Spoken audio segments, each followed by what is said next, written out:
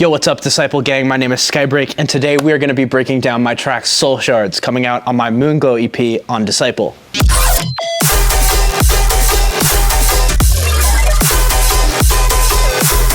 We're going to get right into the project without further ado. As you guys may know, the entire purpose of this EP, the aesthetic and all that stuff, is supposed to be all these crystal caverns and this underground exploration and, you know, nature in the underground and stuff.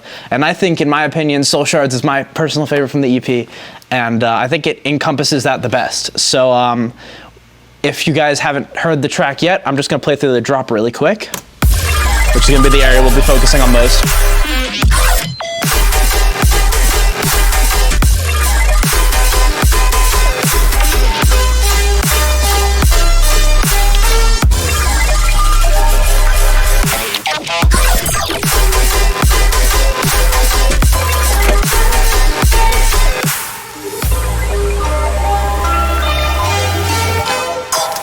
And so on and so forth. But we're gonna be focusing on this bit and then just a few little trinkets around the intro and stuff, so let's get into it. We've done 2 tutorials for this by now. Either the one is out already or it's coming out after this, but I would have gone into how I made all these crystally sounds, and usually it's these big long jams, and I like taking these tiny bits and pieces, similar to just how I sound design generally, but in this case, all these sounds like this. So I thought that was a cool starting place for a fake out. I've also got this layer. Let's just solo that. And this is AU5's track Goodbye, run through a granulizer and a bunch of dispersers and crazy effects. But it's been processed so quickly and it's so grainy that you wouldn't really be able to notice. And then we've got a little chord stack to layer up. And then that combined with this crazy bell thing already sounds pretty cool, but I thought that we needed some more like vowel-y movement and characters, so I added this Skrillex bass that I made in Ableton just very faintly in the background, but it's really time stretched out like that. Then I've got this layer called Crystallisis, which was probably made using this free VST called Therapy, which is like, when you run stuff through it, it does this weird, it's hard to explain, it's like this weird atonal way of granulizing stuff. It's pretty cool, like even if, here, I'll just boot one up really quick just to show you. Boom, we're gonna boot up a Serum, boom, boom, boom. Maybe not that high of an octave, don't wanna destroy any eardrums ever. Let's root this. Oh, I forgot. This project is fully maxed out in FL's mixer tracks. Woohoo. Well, I guess since the song's already fucking released, or at least distributed, let's just replace one of the tracks with this. So yeah, do I not have it anymore? Are you kidding? That's BS. I don't even have it. Wow. Good way of wasting time. But yeah, check out Therapy VST. It's sick as fuck. And then finally, in the breakdown of River Spirit, there's this big, like, ghostly granular vocal, and it was just me running the acapella from my track Above the Clouds with Cluda through a granulizer, and you get cool sounds like this. So I thought the choppiness of that would make a cool layer, so we got this, and we have the Skrillex bass, the Ableton sound with all the crazy crystal-y grains and stuff, and then finally, this granulizer thing. And I guess the chord stack. And finally the sub. And then, what do you know? We have a pretty cool crystal fake out. Oh, not to mention, to add a bunch more tension, I have this little endless smile getting more and more intense up until the point right before it cuts off. So it's like without it, it would just be like this. Sounds a bit static, but when we add this little pulse of a reverb in, it rises up even more. But that's the fake out. And a lot of the sounds that I covered in that are used a lot throughout this drop. So now we're in the thick of it. We're in the funny gun section, the bam, bam, bam, bam, bam, bam section. So going into some of these layers. There's a fuck ton of these layers. What can I show first? So actually this song started out in a lesson with one of my students, and he showed me something he learned from a Leatrix tutorial, I think, which was literally just taking a saw wave, putting pitch map on it, bringing it up and down. And so it sounded completely different, and I ended up actually taking the pitch map off this bass. But I've got this sound, which is kind of giving us that, oh, that's a lot of artifacts, but it's giving it that tasty, like, quarter note feel.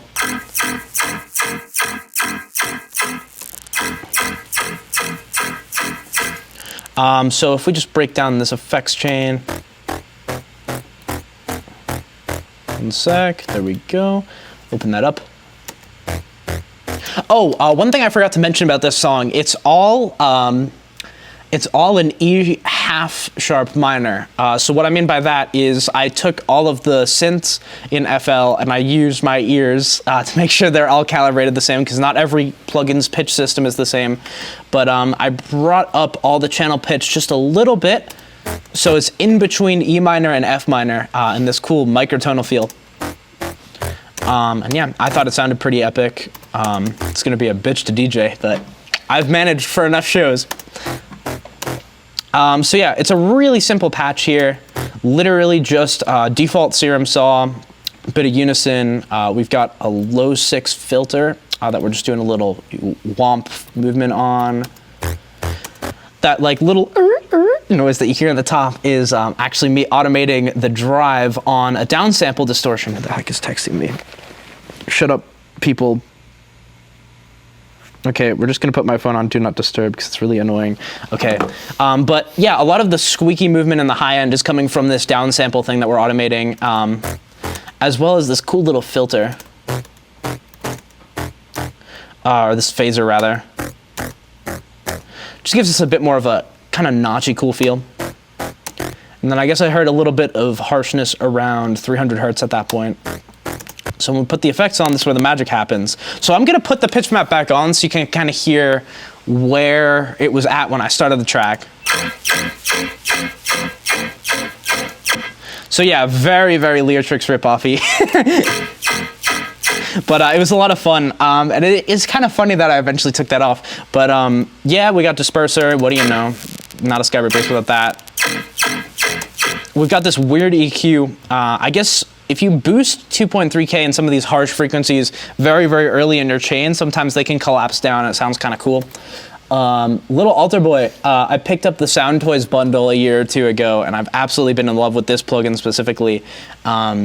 If there's any crossover between dubstep and Porter Robinson, Porter used this a lot on his album Nurture to emulate almost a more feminine tone. So that's why I originally copped it, but it's actually got a really dope distortion built into it, so I'm using it in a very saturatory sense. I've turned down the dry wet a little. It's almost like a very squeaky feel, like without it, and with it. Well, I guess we'll...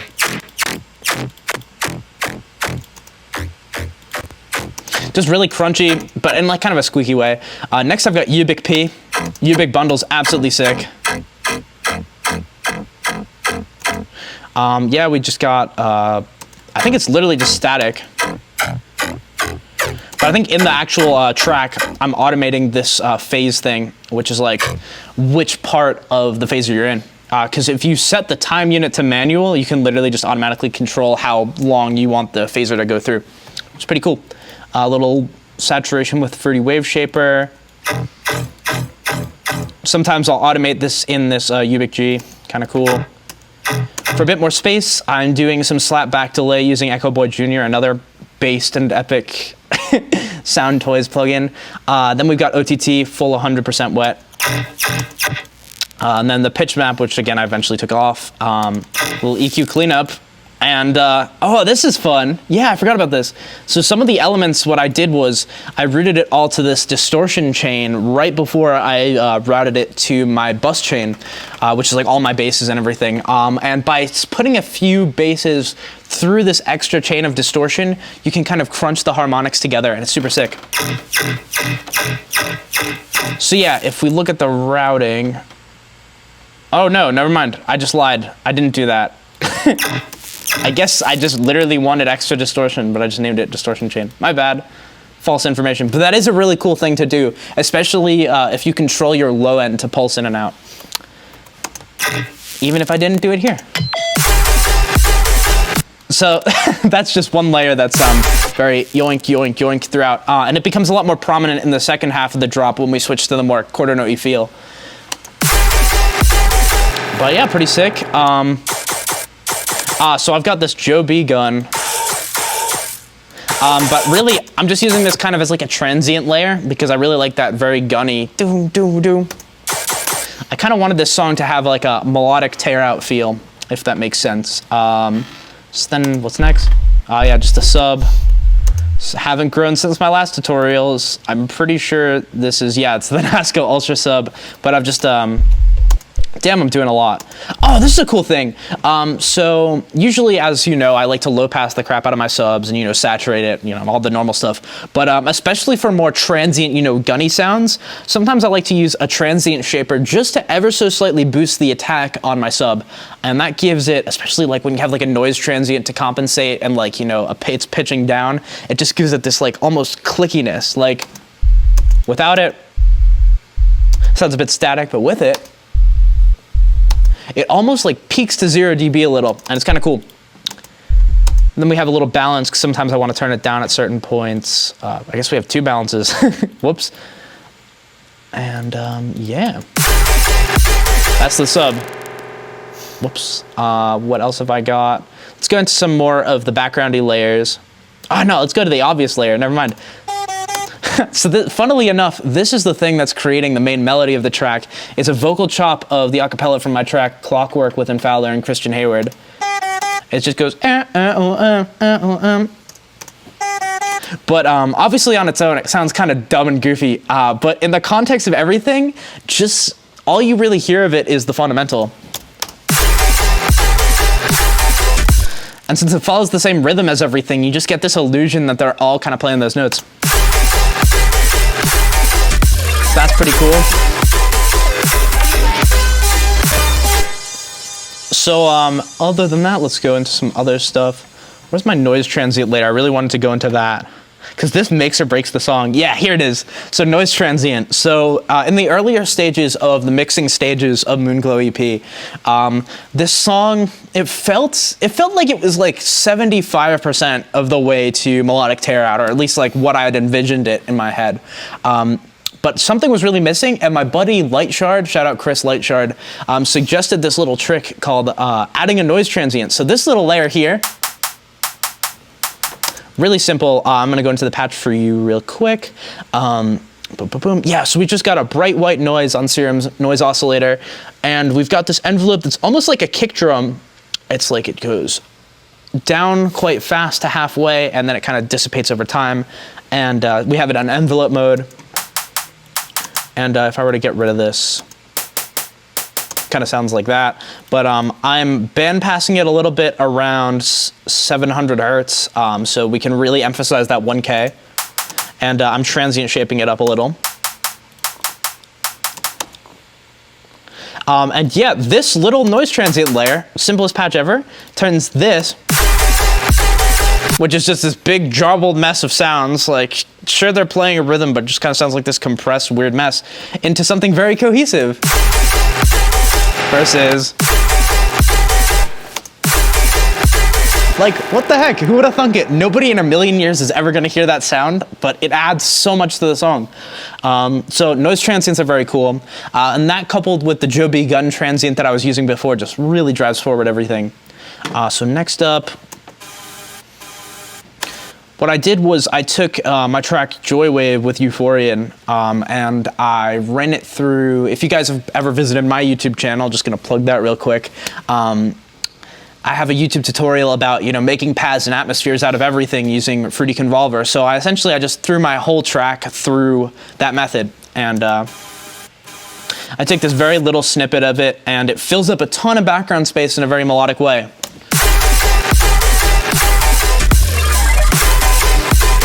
Other than that, you know, as usual, just a lot of random sound design stuff I've done. So So this is a really time stretch thing from an unreleased song of mine called, well, probably shouldn't say that. Big things coming soon. I've got that. Here's a failed Azora collab. So I just pitched it into key. And just added some like nice response to the bass. So we have like a bang, ya, ya, bang, ya, ya, which was cool.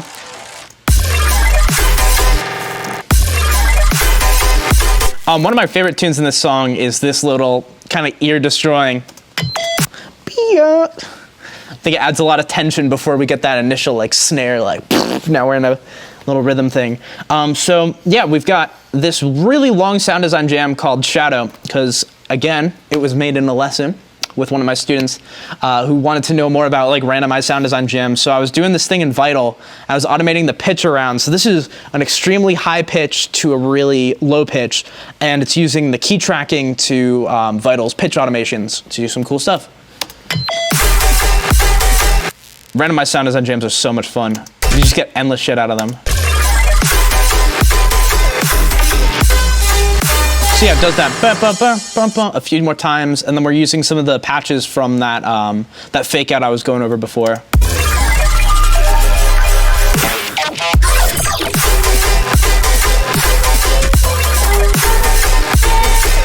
So rinse and repeat, as we love to do in this beautiful genre of ours. But we start low passing in the melody that's going to be making up the second half of the drop this.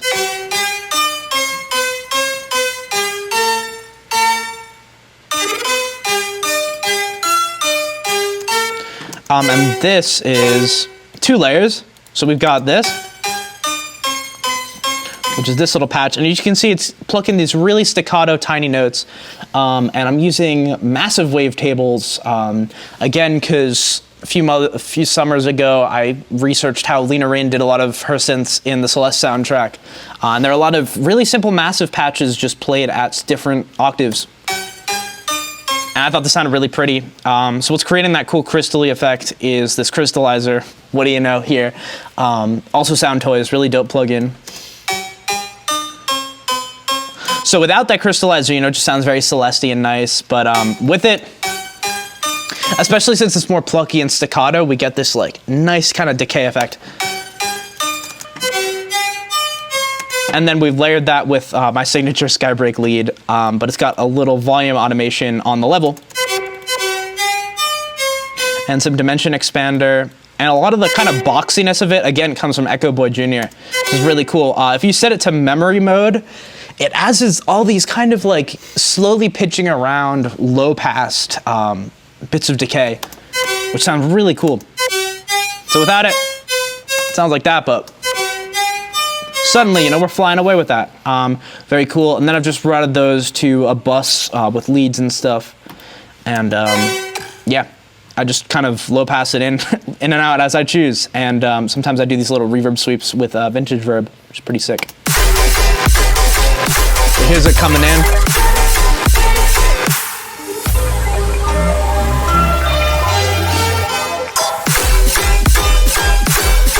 And we're into the second half of the drop. Woohoo!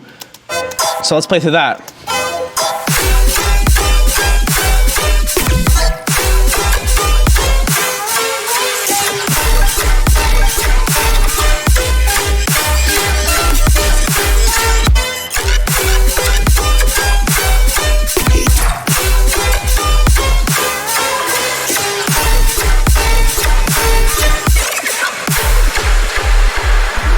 Yeah, I love this one. This is such a spirit weapon. But let's go into some of these sounds. So again, a lot of the main stuff comes from that lead that I was going over before, and this, whoops, that's my sub. And I guess I've added a Reese as well. Oh, this is one cool thing. So for all you mixing people, I've always been taught that your stereo field's supposed to be a triangle, and like the mono is here, like all your sub and stuff. And then your high end is supposed to be like the really wide stuff, and it really shouldn't go past that. But what I've been doing lately is I've been taking little Reese samples, just, you know, slightly detuned saws and stuff, and I've been doing low pass filters to just highlight a certain frequency range. So in this case, it's 160 to 800 hertz. And now we have a lot of cool stereo information going on down there. I was referencing a lot of Zomboid tunes, like 2017 Zomboid tunes through analyzers, and that's what I found of this. And ever since I've been doing that, I feel like my mixdowns have felt a lot chunkier, especially when you're listening on headphones. Because now, rather than just like a very mono, kind of boring low mids, you have like this cool stereo action going on. I guess I didn't feel the need to do it in the first half just because there was already so much going on anyway. So it's a bit stripped back here.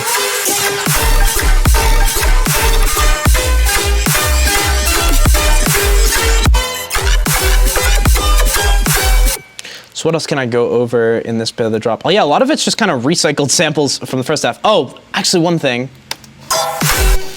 One of my favorite bits is this little sound here. Wrong one. Maybe it's here? Yeah, the pshikumpa. It's a nice little fill. So this is something called atonal AF, which is something I did in Harmor. And I messed around to no end with different frequency shifters to try to get just the right tone. But wow, that sounds so good. Wait. So that's it without effects. Just this weird Harmor thing. I was using Harmor's Prism function, which is really cool. It's this weird harmonic shifter thing. But I shifted it into key using this frequency shifter, and because I'm doing a frequency shifter rather than, you know, actually just pitching it around, we get these very dissonant kind of artifacts. So we get that, and then again, my new favorite delay, Echo Boy Jr., memory mode, gives us some nice tone as well.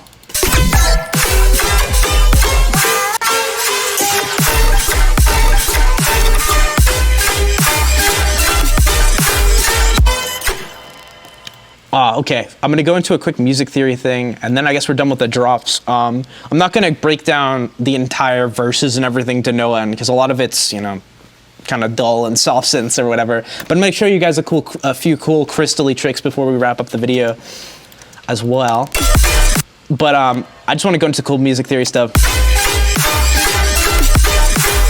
So, my friends all joke that I use this chord progression all the time, like this or this A, B, C, D, and then it resolves to an E. I don't know, there's just something so like uplifting about it, so I love using it in tunes. But I gave it a bit more of a dark direction, because instead of doing this D note like this, you know, the da da da da da da da, we're bringing it up to F, which is one semitone above E, so it's gonna do this like chromatic fall, like da da da da.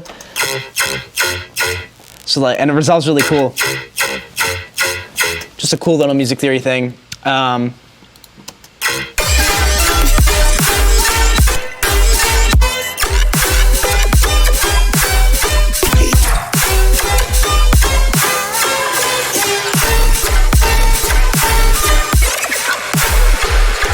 Yeah, a lot of the melody in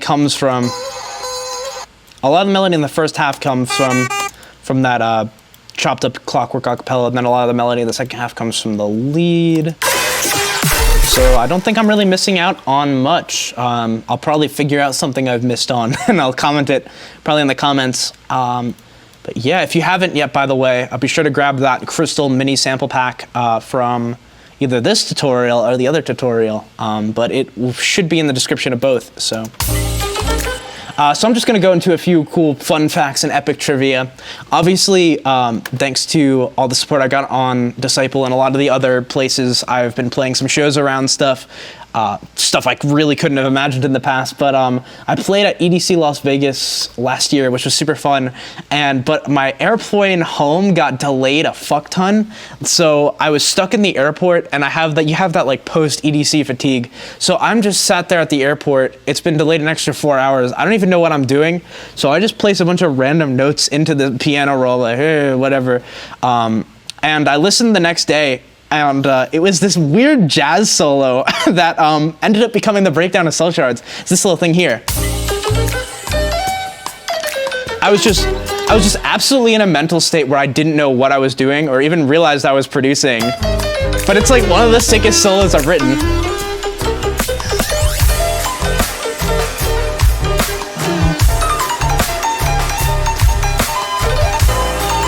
And then this is the instrumental project, but I had DNAKM sing some oohs over this little jazz thing, and I think it adds a lot more cohesion to the song overall. Shout out DNAKM, she's fucking great, and her vocals were so much fun to write with her. But yeah, so that's fun fact trivia number 1. I'll go into some more cool crystally stuff right now. So this, while I was still figuring, I went through so many iterations of Moonglow EP before deciding on the current aesthetic and the track list and everything. But there used to be a song called Shatter, and what I did was, here, let me get rid of this, all these effects, but we have these little, those little sounds, which are just, if I open up Harmor really quick, I'll show you how I made this. It's pretty fast. But Harmor has a thing called a noise filter, or a noise resonance, which actually I think Eliminate used on a tutorial like 4 or 5 years ago. It's super sick. But what I thought was, let's chordify this. So I put a really quick chord in, so I don't know, let's just do like... So if we do this, let's bring down the velocity so we don't destroy some eardrums. If we do this, and you can hear it gives it that almost lossy 16 kilobytes per second MP3 feel, which is super cool. But what I did was I brought the pluck down a bunch, so it's really short, and then to reinforce that, I made the volume really, really short like this. Actually, yeah, maybe the volume would just be enough. So we just have these tiny little bits of fun, and then when we strum it, there's probably some more stuff that I did, but that's the main thing. But eventually I got that, and I decided on exact, I consolidated it because when you use noise, it's different every time. And then once you have those tiny little things, if you start to just echo it out, I really like Valhalla Supermassive for this. It like becomes this really pretty thing. Vocodex also makes things very bloopy and bloopy, so I like that. OTT and reverb, and then yeah, again, that delay. And that texture follows us through the entire intro. And it fills up a ton of space, because without it, it's just this kind of really boring, well, not boring, but it's like, it's kind of, again, just feels very static. But when you add this crazy, weird, crystally thing just subconsciously in the background, it's like, takes you immediately into the glowworm, cavernous, lifelike feel of Soul Shards, which I thought was pretty cool. I had a lot of fun writing this track. It was one of the first songs I wrote for this EP, actually, and it's still one of my favorites. And we're not even touching the vocal processing, but that's for another day. But yeah, thanks so much to Disciple once again for letting me release this EP with y'all. It was really hard coming up with a decent follow-up to Lumina, but I'm super, super proud of Moonglow, and I'm looking forward to what you guys think. So once again, my name is Skybreak. Be sure to pre-save the EP, or if it's out, stream it to death. If you like what you hear, how about you listen to it on Spotify? That would be epic for us. But yeah, once again, I'm Skybreak. Have a great rest of your day, and see you guys next time.